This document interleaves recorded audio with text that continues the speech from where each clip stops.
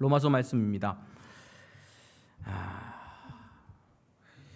참 어려웠습니다. 행한 대로 보응하신 하나님에 대해서 뭐랄까요, 설교를 지금까지 제가 준비해 오면서 로마 설교를 준비하면서 가장 큰 저 나름대로 고비, 어려운 거였고요.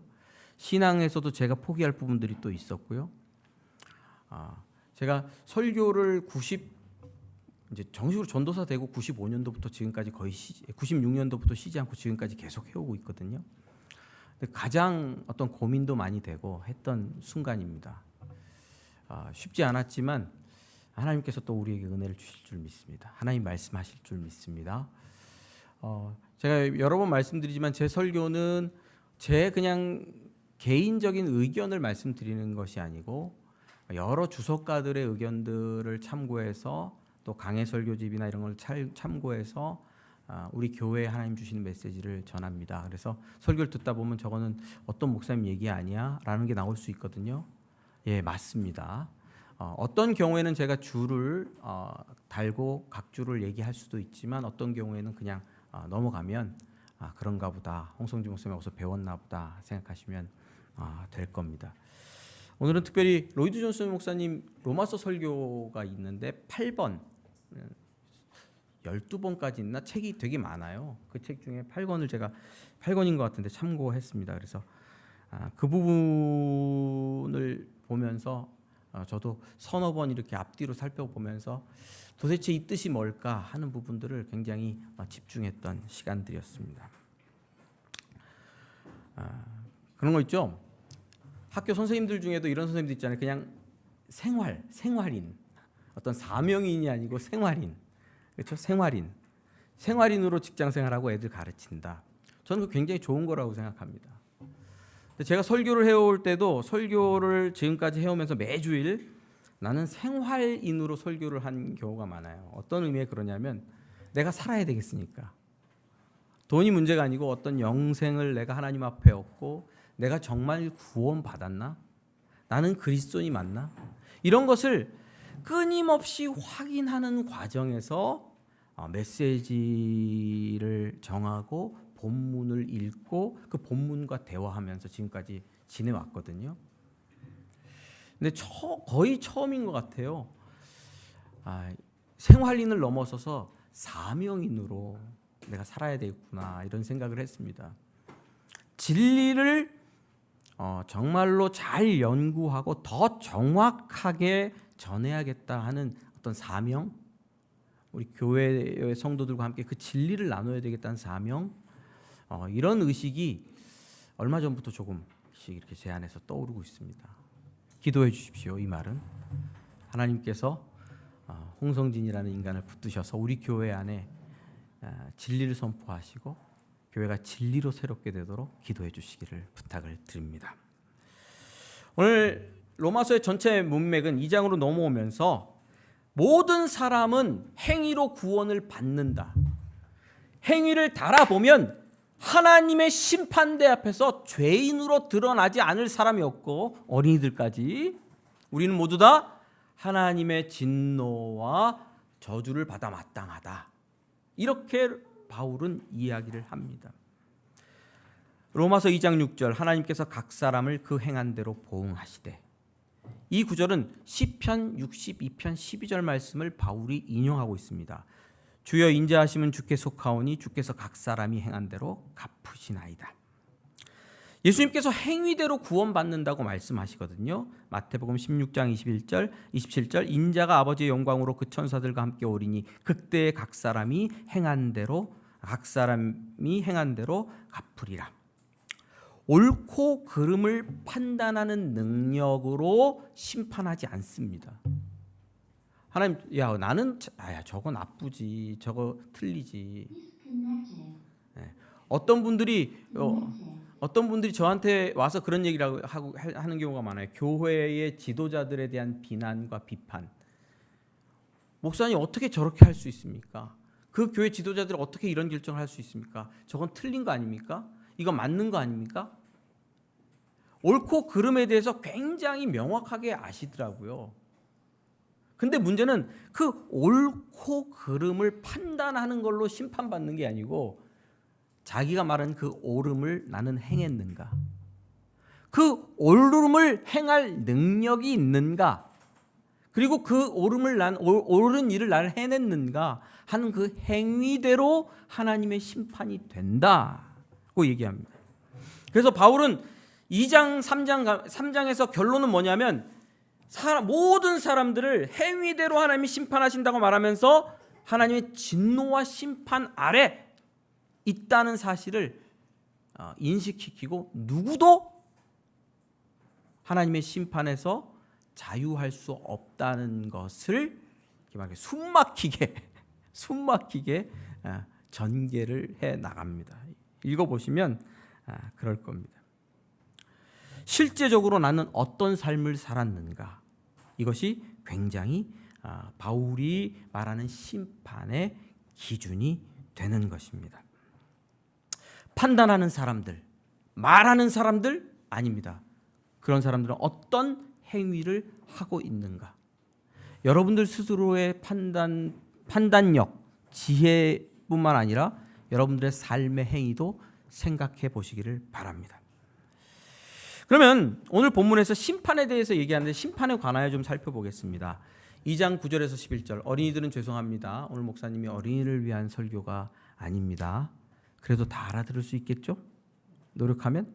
합이나? 그래. 악을 행하는 각 사람의 영에게는 환난과 권고가 있으리니 먼저는 유대인에게요 그리고 헬라인에게로다. 선을 행하는 각 사람에게 영광과 존귀가 있으리니 먼저는 유대인에게요 헬라인에게라. 이는 하나님께서 외모로 사람을 취하지 아니하심이라. 심판에 대하여 이제 우리가 좀 살펴볼 것인데요. 심판의 결과에 대해서 좀 살펴보면요. 악을 행하는 각 사람에게는 환난과 권고가 있다라고 말합니다. 그리고 우리 5절에서도 말하듯이 하나님의 진노가 임할 것입니다. 마지막 심판 때에.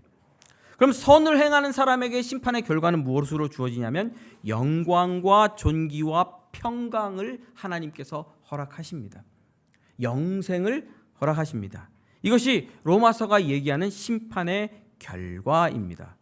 바울은 이 심판의 결과에 대해서 선언합니다. 그런데 이 심판의 결과를 얘기할 때 바울은 유대인이나 헬라인이나 차별이 없다고 말하는 것이 심판의 굉장히 중요한 특징입니다. 유대인에게요, 먼저는 유대인에게요, 그리고 헬라인에게로다. 9절, 10절, 먼저는 유대인에게요, 헬라인에게로다. 10절, 11절, 이는 하나님께서 외모로 사람을 취하지 아니하심이라. 나는 모태신앙이야. 저는 모태신앙입니다. 어린이들 모태신앙 손 들어보세요. 찬양도 못하고 전도도 못하고 예배도 못하고 그럽니까? 목사님 모태신앙. 전통적인 기독교인들이라고 부르는 기독교 나라라고 부르는 미국이나 영국에서는 당신 종교가 뭐예요? 그러면 평생 한 번도 교회 안 나갔는데 나 기독교라고 말하는 분들이 있어요. 그리고 이렇게 말해요. 나는 세례 증서 있어요. 특히 캐톨릭 같은 분들은 그런 경우들이 많죠. 세례 증서 있어요.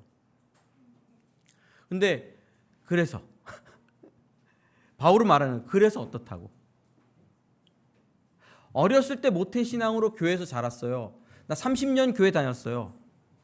하나님의 심판대 앞에서는 그런 것이 통하지 않는다는 거죠. 유대인이나 헬라인이나 어떤 개인의 자격, 신분으로 심판받는 것이 아니다는 거예요. 하나님의 심판은 기준이 딱 하나예요. 뭐죠? 행위. 일생 동안 어떤 행동을 했느냐. 하나님의 율법의 기준에 의해서 또 믿지 않는 사람은 자기 마음의 법의 기준에 의해서 어떤 행동을 했느냐. 그 행위로 심판을 받는다는 거죠. 남자, 여자, 유대인이나 헬라인이나 여기는 그리스도인이나 아니나 다 포함됩니다. 마지막 날 하나님의 심판대 앞에서 우리는 우리의 행위를 하나님 앞에 나타내 보이게 될 것이고 하나님은 그 행동들로 우리를 심판하실 것입니다. 또 이 심판은 은밀하게 이루어지지 않습니다. 구원은 내가 받았는지 안 받았는지 모르잖아요. 그런 경우가 많잖아요. 청년들의 그리스도인 청년들, 어렸을 때부터 지금까지 예수 믿는 청년들이 코스타에 와가지고 코스타 강사이신 제 친구 목사님께 이걸 제일 많이 물어본대요. 나 구원 받은 거 맞아요, 목사님? 김정윤 목사님 우리 교회도 한번 오셨죠? 코스타 강사로 나가면 젊은 친구들이, 유학생 친구들이 목사님 찾아와서 나 이렇게 사는데 나도 구원 받은 거 맞아요? 도대체 내가 구원 받았는지 안 받았는지 내가 모르겠다 하는 질문을 많이 한다고 하더라고요. 여러분들 구원 받은 것 누구 모르죠. 눈으로 띄어나 구원 받았으면 여기 뭐 666이 아니고 777이 37이 써 있나? 그런 거 모르잖아요. 은밀하게 이루어지죠. 그러나 심판은 은밀한 것을 드러내는 심판, 그 은밀한 것을 드러내서 정말 어떤 행동으로 살아왔는가 하는 것을 하나님께서 달아보신다라고 말합니다. 로마서 2장 16절 곧 나의 복음에 이른 바와 같이 하나님이 예수 그리스도로 말미암아 사람들의 은밀한 것을 심판하는 그날이라. 그날에 그런 일이 있습니다.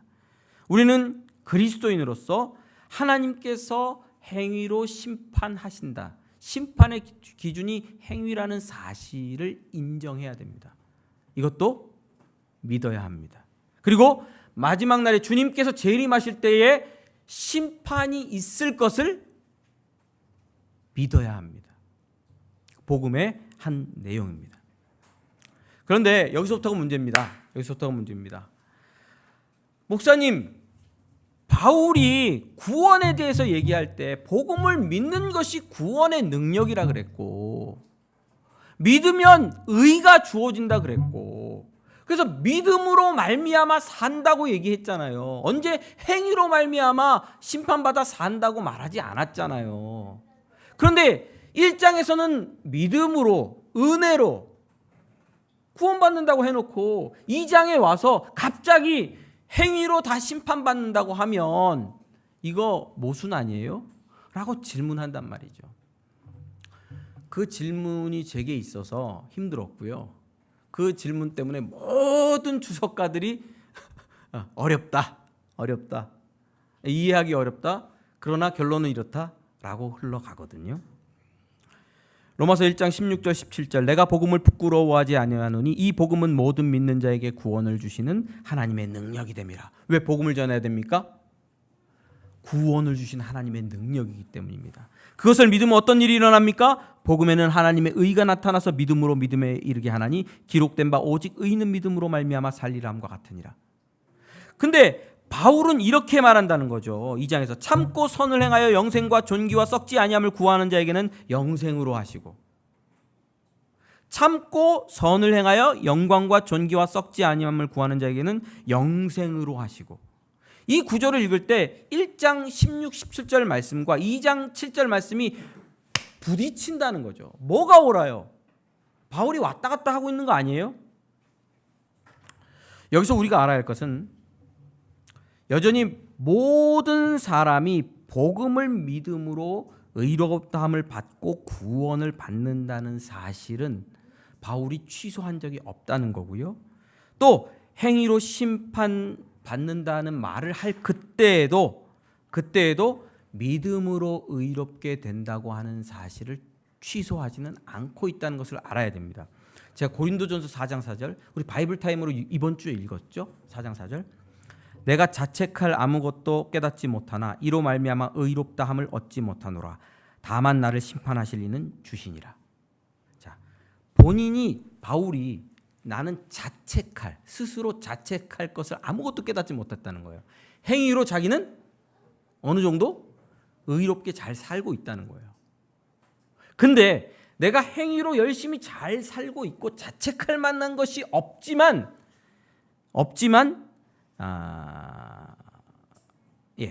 이로 말미암아 의롭다함을 얻지는 못한다. 의롭다함은 뭘로 얻는다는 거예요? 믿음으로 얻는다라고 얘기를 하고 있어요.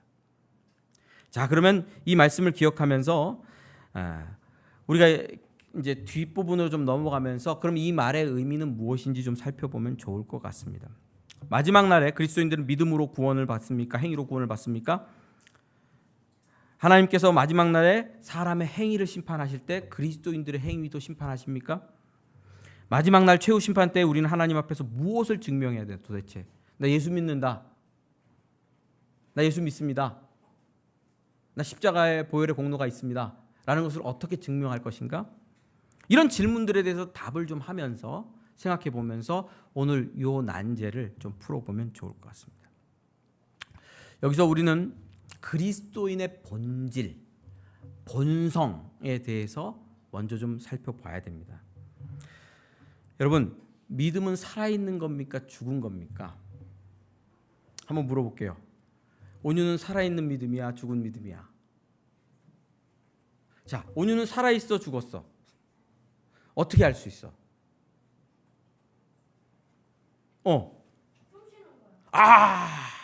온유 숨 쉬어? 심장은 뛰어 안 뛰어? 뛰지. 심장이 안 뛰면 죽은 거야, 산 거야? 똑똑합니다. 박수 한번 쳐주십시오. 멀리 전도 여행도 잘 다녀왔습니다. 용감하게. 여러분, 믿는 사람 그리스도인의 본성, 믿음은 살아있는 겁니다. 여러분들이 가진 믿음은 살아있는 겁니다. 여기 교회 왜 오셨습니까? 하나님을 믿으니까. 하나님을 예배하려고. 믿음은 그래서 살아있는 믿음은 항상 행동, 행위를 유발합니다. 필연적으로. 행위가 없는 믿음은 있을 수가 없어요. 그런 믿음을 야고보서에서는 죽은 믿음이라고 말합니다. 할렐루야. 예. 그래서 그리스도인은 살아있는 믿음을 가진 사람들은 일종의 행동, 믿음으로 말미암은 삶의 결과들, 열매들이 안 나올 수가 없는 것입니다. 예수님을 믿으면 우리는 의롭다함을 받습니다. 바울의 말대로 복음을 믿으면 의롭다함을 받습니다. 의롭다함을 받으면 아직 여기 로마서의 2장에는 나오지 않았지만 뒤로 넘어가면 성령 하나님께서 임재하십니다. 믿으십니까? 모든 사람은 성령 하나님께서 임재하시고 내주하시는 성전입니다. 성령 하나님께서 임재하셔서 우리들의 본성을 새롭게 하십니다. 그래서 우리는 새 사람이라고 부릅니다. 새 사람들은 어떤 욕구를 가지고 있습니까? 하나님을 향한 욕구, 선한 일을 향한 욕구, 말씀을 향한 욕구, 하나님의 뜻을 이루고 하나님의 기쁨이 되기 위한 욕구가 그 안에서 일어납니다. 왜? 믿음으로 말미암아 의롭다함 받고 의로운 사람들에게 성령이 임하고 성령께서 우리의 마음과 생각과 뜻을 새롭게 하셨기 때문입니다. 예외가 없습니다. 여러분, 나는 아니야 라고 말하면 안 됩니다. 예수 믿는데 나는 아니야 라고 그러면 예수 안 믿는 겁니다. 예수 믿는 모든 사람들은 새롭게 된 피조물로서 거룩한 본성이 숨쉽니다. 요동칩니다. 그래서 반드시 예수님을 믿는 사람들은 그리스도인으로서의 삶의 모습이 드러나게 돼 있습니다. 이것을 다른 성경에서는 하나님의 형상을 닮아간다, 자라간다, 선한 사업을 한다, 이런 표현들을 쓰는 겁니다. 오늘 본문에 보면요, 오늘 본문에서 우리가 읽은 말씀들을 보면요, 로마서 2장 7절입니다. 7절 한번 띄워주실 수 있습니까? 로마서 2장 7절. 자, 함께 읽겠습니다. 시작. 참고 선을 행하여 영광과 존귀와 썩지 아니함을 구하는 자에게는 영생. 이 말씀을 읽으면요, 행위로 구원 얻는 것처럼 보이거든요. 근데 이 본문을 우리가 조금 좀 살펴보면 좀 뭐랄까 포커스가 좀 다른 데 맞춰 있다는 것을 알 수 있어요. 먼저 참고 선을 행하여는 빼어놓고 뒷부분을 먼저 살펴보면 영광과 존귀와 썩지 아니함을 구하는 사람이 영생을 얻죠. 누가 영광과 존귀와 썩지 아니함을 구할 수 있습니까? 이방인들, 믿지 않는 사람들, 성령이 없는 사람들, 그런 사람들이 이런 걸 구할 수가 없습니다.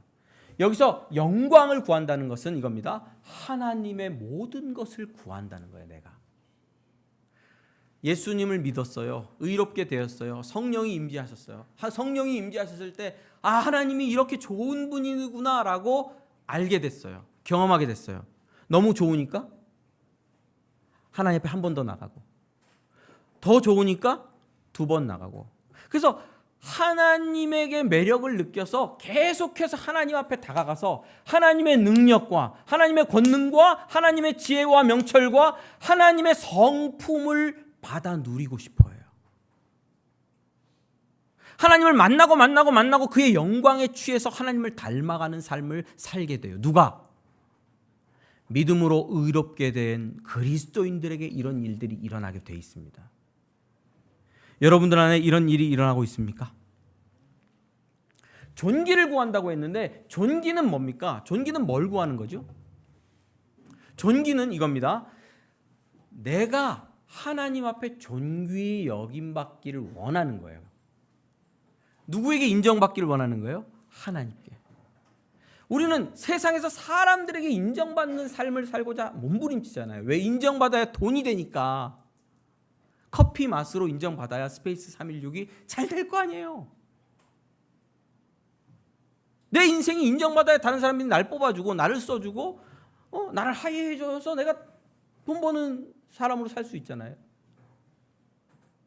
그러나 예수 그리스도의 이름 때문에 핍박을 받고 예수 그리스도의 이름 때문에 거절을 당하고 세상에서 예수 그리스도의 이름 때문에 직장을 잃고 예수 그리스도의 이름 때문에 감옥에 갇힐지라도 세상이 나를 인정 안 해줘도 나는 누구와 인정해주면 된다? 하나님의 인정을 구하는 삶. 하나님이 내게 생명이고 내게 지혜고 내 능력이고 하나님이 내 인생의 모든 것이야 라고 하나님을 인정하고 하나님의 인정받기를 원하는 삶. 그것이 존귀를 구하는 삶입니다. 그리스도인들 안에는 이런 존귀를 구하는 열망과 삶의 태도가 나타나는 것입니다. 여러분들 안에 이런 태도와 이런 방향성이 있습니까? 그렇다면 그리스도인이에요. 또 한 가지는 썩지 아니함을 구한다는 거죠. 썩지 아니한다는 것은 영생을 말하는 것이고 하나님께서 우리를 영화롭게 하사 주실 부활을 추구하는 거죠. 세상의 모든 것은 썩습니다. 세상의 모든 것은 없어질 것입니다. 성경이 그렇게 얘기합니다. 그러나 하나님은 영원하시고 하나님이 주시는 영생을 가진 사람들도 부활 생명을 누리며 살 것입니다. 그러니까 눈에 보이는 지금 내가 가진 것, 내가 세상에서 추구하며 살던 것을 영원한 것으로 우리는 이해하지 않고 누구를 향해 달려갑니까? 하나님을 향하여. 하나님이 주실 그 미래의 것, 내 인생을 부활케 해주실. 여러분들의 몸이 죽을 수 있잖아요. 교통사고가 나서 제가 쓰러져서 병원에 누웠는데 죽었다. 우리 목사님께서 운명하셨습니다. 그게 끝이 아니라는 거죠. 예수 그리스도에게 재림하실 때 내 이름을 부르실 거예요. 성진아 어딨냐? 예, 저 성남 영생원에 있습니다. 나와라, 홍성진 나와라. 그러면 그 뼈 가루들이 다 타서 제가 된 잿가루들이 영화로운 부활 육체를 갖게 될 겁니다. 썩지 아니할 부활을 얻게 될 겁니다. 뿐만 아니라 영원한 하나님의 나라를 나는 상속한 왕 같은 삶을 살게 될 겁니다. 이것이 성경이 얘기하는 영원한 것이고 썩지 않을 것입니다. 그리스도인은 이것에 대한 추구가 있어서 무엇을 포기합니까? 세상을 포기합니다. 이 썩어질 것, 이거 내가 지금 여기 집착할 것 아니다 라고 내려놓게 되는 거예요. 내려놓고 주를 향하여 달려가게 돼요. 영원한 것을 주시는 하나님 앞으로 나가게 된다. 그 말씀입니다. 영광과 존귀와 썩지 아니함을 구하는 태도와 하나님을 향한 방향성이 여러분들에게 있다면 여러분들은 믿음으로 의롭게 되어서 성령이 임한 하나님의 백성들입니다. 그리고 마지막 심판 때에 우리에게 보실 겁니다. 너는 영광과 존귀와 썩지 아니함을 구한 인생을 살았구나. 보니까 네 믿음은 죽은 믿음이 아니고 살아있는 믿음이구나. 예수 그리스도께서 주시는 의 안에 있구나. 너는 평강과 복을 누려라 라고 우리를 영생의 심판을 누리도록 자리에 앉도록 불러 주실 것입니다. 한 가지 더 우리가 이제 이 말씀에서 살펴볼 것은 7절 말씀 보시면요, 앞에 참고 선을 행하여라는 구절이 있죠. 이 부분이 단순히 어떤 십계명을 뭐 위반하거나 지키거나 한다듯이 어떤 교문에 속한 것으로만 볼 수 있는데, 여기서 강조되고 있는 문구는 참고입니다. 선을 행한다는 것은 좋은 일을 행한다고 좀 포괄적인 거거든요. 그래서 참고에 있습니다. 참고는 그냥 인내하다, 단순히 인내하다는 게 아니고 이겁니다. 계속해서 무엇을 한다는 거예요. 지속적으로 무엇을 한다는 거예요. 끊이지 않고 어떤 일을 한다는 거예요. 자, 선한 일을 행하는데 어떻게 한다고요? 그리스도인들이 지속적으로 계속해서 끊이지 않고 한다는 거예요. 이 부분에 대해서 로이드 존스 목사님이 로마서 강의에서 이렇게 쓰고 있습니다. 이제 바울은 이 말을 통하여 의인은 결코 넘어지지 않는다거나 전혀 죄가 없다는 것을 뜻하지 않습니다. 의인들이 완전하다는 뜻도 아닙니다. 그 행위가 완전하다는 뜻이 아니래요. 만일 구약 성경에서 하나의 노골적인 진술을 빌려볼 수 있다면 그 입장은 이러합니다. 연약하나 따라가는 것. 참고 선을 행한다는 것을 구약 성경의 한 구절을 빌려보면 연약하나 어떻게 하다? 따라간다는 거예요. 여러분, 계속해서 진행해 나가는 10년, 20년, 30년, 40년 신앙생활을 돌아보십시오. 제가 50년 신앙생활을 돌아보면서 제가 큰 위로가 된 것은, 야, 홍성진 너 연약하지만 지금까지 따라왔구나.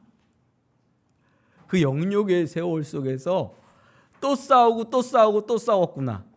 너 죄를 졌지만 또 일어났고 또 회개하고 또 이겨보려고 눈을 부릅떴고 피눈물을 흘리면서 넘어졌을 때도 다시 복음으로 일어나서 다시 싸웠고 또 싸웠고 또 싸웠구나. 계속했구나 하는 게 위로가 되더라고요.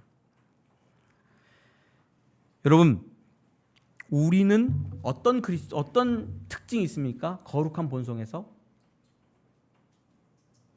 지속적으로 죄와 싸운다. 내 안에 습관적인 죄들이 있잖아요. 이기지 못할 죄가 있잖아요. 늘 넘어지는 문제가 있잖아요. 걸려 넘어지는 걸림돌이 있잖아요. 그 부분에 딱 보면 늘 걸려. 거기 돈에 걸리고 쾌락에 걸리고 또 어떤 거짓이나 말에 걸리고 교만에 걸리고 사람마다 걸리는 분야들이, 약한 분야들이 다 있더라고요. 다 잘하는 것 같은데 왜 그러지? 그 부분만 되면은 꼭 홍 목사님은 성질을 내? 왜 그래? 그런 부분이 있는 거예요. 그러나 성령께서 주시는 지혜와 성령의 내주하심으로, 말씀해 주심으로 우리는 그때마다 내가 넘어졌구나. 또 싸워야지. 끝내지 않고 싸운다는 거죠. 거듭해서 싸운다는 거죠. 하나님 앞에서. 그래서 어떤 행위로 드러날 것입니까? 너는 예수 그리스도 안에서 믿음으로 말미암아 지속적인 싸움을 계속 싸워왔구나 하는 걸로 마지막 심판대 앞에서 우리의 믿음이 증명될 것이란 말입니다. 마지막 심판대 앞에서 하나님께서 우리에게 믿음을 보실 거예요. 너 예수 그리스도를 믿는 참 믿음이 있느냐? 그렇죠? 근데 그 믿음은 뭘로 평가가 나는 거예요? 열매로. 영광과 존귀와 썩지 아니함을 구하며 정말로 죄와 싸우되 피 흘리기까지 계속해서 거듭 싸운 인생의 흔적들이 말해주는 거예요. 우리 안에 있는 믿음은 살아있는 믿음이다.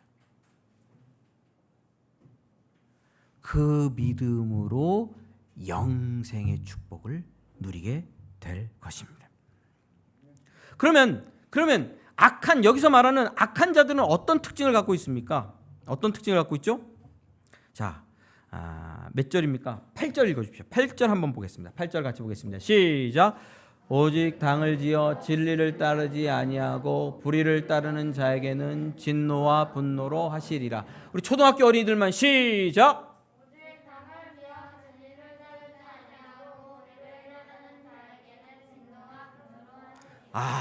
잘 읽었습니다. 박수 한번 칩시다. 머릿속에도 남기를 바랍니다. 예, 여기서 당을 짓는다는 건데 굉장한 어떤 지적입니다. 말하자면 굉장히 악한 자에 대해 쓰는 용어인데, 말하자면 뭐 나라를 배신했다든가 스파이 노릇을 했다든가 이럴 때 쓸 만한 용어입니다. 왜 당을 짓습니까? 쉽게 말해서 왜 자기를 주장합니까? 내가 옳기 때문에. 내가 옳으니까 내 옳은 얘기를 하고 내 옳은 얘기에 동의하는 사람들을 모아서 세력을 만들죠. 그것이 당입니다. 그렇죠? 그런데 누구 앞에서 나를 주장합니까? 하나님 앞에서. 하나님, 내가 옳습니다. 하나님 앞에서 사람들을 모아 세력을 만듭니다. 하나님 말씀은 틀렸습니다. 하나님은 옳지 않습니다. 내가 옳습니다. 그것이 힘이 되죠. 그것을 의지해서 하나님을 대적하죠. 당을 지어 진리를 따르지 않습니다. 특징이 자기 말을 따릅니다. 그 당에서 말하는 철학을 따릅니다. 사상을 따릅니다. 그리고 결국 불의한 일들, 악한 일들을 행한 쪽으로 나아가게 됩니다. 이런 사람들 성경 믿을 수가 없죠. 하나님의 말씀을 당연히 부정합니다. 그러면서 인간의 자유, 요즘으로 말하면 인간의 자유로움을 주장합니다. 인간은 전적으로 자유하다. 옳고 그름 사람이 정하는 거지 하나님이 주시는 것이 아니다. 동성애를 예로 들어볼까요? 제가 동성애를 예로 드는 겁니다. 다른 것도 더 예로 들 만한 것이 많으나 이게 가장 쏙 들어오니까. 창조 질서에 따르면 동성애는 죄입니다. 성경은 명확하게 죄라고 말합니다. 그러나 당을 지어 세력을 규합하면서 하나님의 진리를 대적합니다. 동성애는 사람과 사람이 사랑하는 일이다. 남자가 남자를 사랑하는 일이 뭐 그렇게 잘못된 거냐? 여자가 여자를 사랑하는 일이 뭐 그렇게 잘못된 거냐? 남자와 여자가 결혼하는 게 뭐 그렇게 잘못한 거냐? 우리가 계약이니까, 사회적 계약이고 약속이니까 결혼 서약할 수 있지. 당을 지어 세력을 규합해 하나님의 진리를 대적합니다. 자신의 행위를 합리화하는 논리를 만드는데 어디까지 이르냐면 성경 말씀을 해석하면서 로마서 1장 말씀의 요 동성애 부분을 얘기하면서 바울은 동성애 자체를 공격한 것이 아니고, 동성애자들도 이런 성애자가 있습니다. 누군가를 만나서 평생 나는 살겠다. 저 남자와 내가 준석이랑 나는 평생 살아야지. 그리고 평생 결혼 관계를 하는 뭐랄까요? 하여튼 갑자기 타락하지 않은, 추잡하지 않은. 근데 어떤 동성애가 있냐면 이 남자 만나고 저 남자 만나고 이 남자 만나고 저 성적인 쾌락을 즐기는 동성애자. 바울은 성적인 쾌락만을 쫓아가는 동성애자를 비판하고 있지. 로마서 1장에서 건전한 동성애자를 비판하는 것은 아니다. 결혼 관계 안에 있는 동성애자를 비판하는 것은 아니다 라면서 성경 자체를 자기 논리에 합리화하려는 사람들이 있습니다. 뭐를 짓는 거예요? 그 논리를 중심으로 진리를 따르지 않고 당을 짓는 사람들이죠. 여러분, 이런 사람들은 진리를 대적하게 되고 불의한 일을 행할 수밖에 없습니다. 이런 자들에 대하여 하나님의 심판이 분노와 진노로 이루어진다라고 말합니다. 자, 그러면 한번 결론을 내려볼까요? 오늘 좀 길었습니다. 어린이들 너무너무 잘했습니다. 자, 끝나고 아이스티 한 잔씩 지급합니다. 자, 봅시다. 여러분들의 태도 그리고 삶의 방향성 그리고 행동의 지속성, 생각해 보십시오. 여러분들은 살아있는 믿음을 가진 그리스도인들이 맞습니까? 하나님의 심판대 앞에서 우리는 우리 믿음을 증명해야 됩니다. 뭘로? 우리 삶의 태도와 삶의 방향성과 거룩한 행동의 지속성들로. 로마서를 읽으면서 우리는 끊임없이 물어요. 성경을 읽으면서 그리스도인은 끊임없이 물어요. 모태신앙으로 태어나서 교회에서 자라고 교회에서 성장하면서 저는 저 자신에게 끊임없이 물었어요. 너 구원받은 사람 맞냐? 이렇게 살고도 구원받은 사람이 맞냐? 하나님, 나 구원받을 수 있을까요? 계속 믿는 거죠. 그러나 더 물어야 합니다. 내가 믿음이 있다고 하는데 10년, 20년, 30년 하고 교회에서 훈련까지 받았는데 나는 여전히 욕망에 몸부림치고 있고 여전히 이기심에 사로잡힌 이런 행동들을 하고 있는 걸 볼 때 나는 하나님의 심판대 앞에서 내 행위로 인정받을 수 있겠나? 그렇다면 나는 어떻게 해야 될 것인가? 오늘 본문 말씀을 중심으로 여러분 태도와 여러분들의 인생의 방향성과 또 거룩한 삶을 향한 지속성을 달아보시길 바랍니다. 그럼에도 불구하고 여전히 우리는 살아있는 믿음을 갖고 있는 사람인가 하는 것을 생각해 보시기를 바랍니다. 생명 있는 믿음으로 하나님께서 인정하실 만한 믿음으로 심판대 앞에서 영생과 복을 경험하게 되는 모든 성도들 되기를 주님의 이름으로 축원합니다. 기도하겠습니다.